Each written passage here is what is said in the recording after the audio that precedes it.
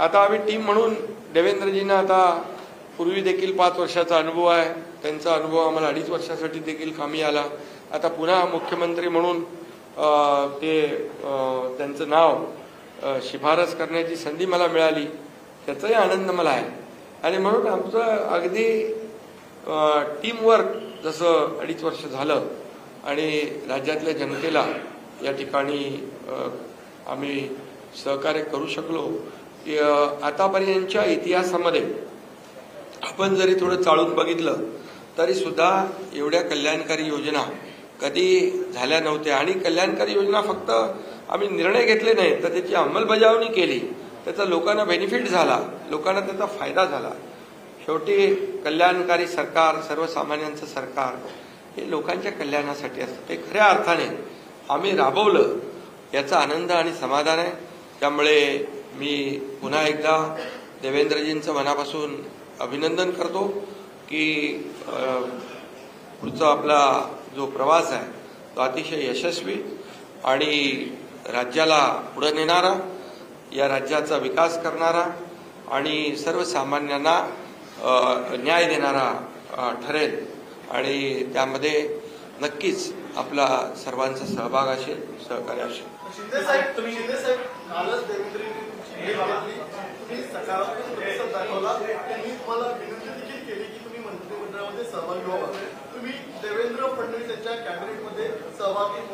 अरे बाबा, ते सांगितलं ना संध्याकाळी, आम्ही सांगतो तुम्हाला, संध्याकाळी सांगतो, मला ते एकदमच पाहिजे थोडं थांबा।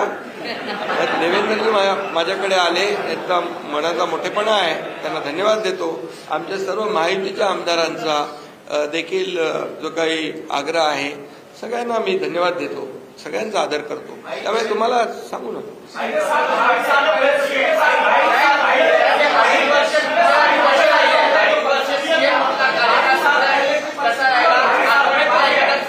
अरे बाबा, एवढी कामं केली की आठवणीतलं एक क्षण काय सांगू, एवढे निर्णय आम्ही घेतले की ते सर्व निर्णय ऐतिहासिक होते।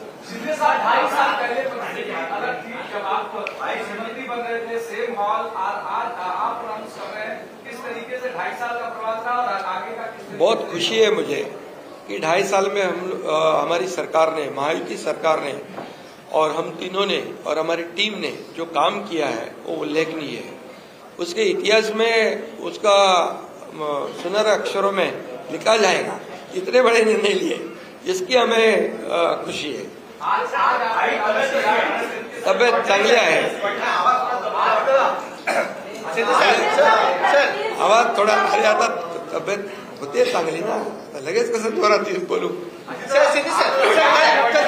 देवेंद्र फडणवीस जी सीएम पद की शपथ ले रहे हैं, क्या आप और अजीत दादा पवार साहब भी कल डिप्टी सीएम पद की शपथ लेंगे? अरे भैया, अभी तो कहा, देवेंद्र जी ने भी कहा, मैं भी कह रहा हूँ, रुको थोड़ा, अभी शाम तक रुको, अभी कल शपथ ली है ना, उनका समझ में आएगा, मैं तो लेने वाला हूँ।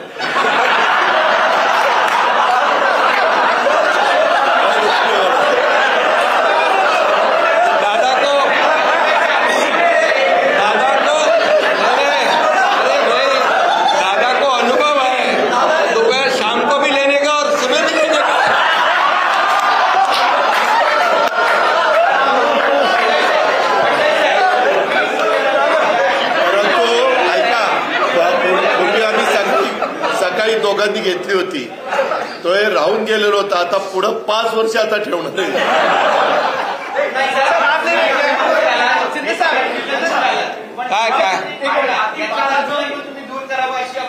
अरे सगळे कन्फ्युजन दूर होतील, थोडी कळ काढा, काही कन्फ्युजन ठेवणार नाही, सगळं क्लिअर। काही कन्फ्युजन नाहीये, ए बाबा, काही कन्फ्युजन नाही। सगळ्यांना उद्या तुम्ही 5:30 वाजता नाही, 5 वाजता हजर व्हा आणि परत दादांच्या बद्दल किंवा आमच्याबद्दल काय ठरलं चला, धन्यवाद।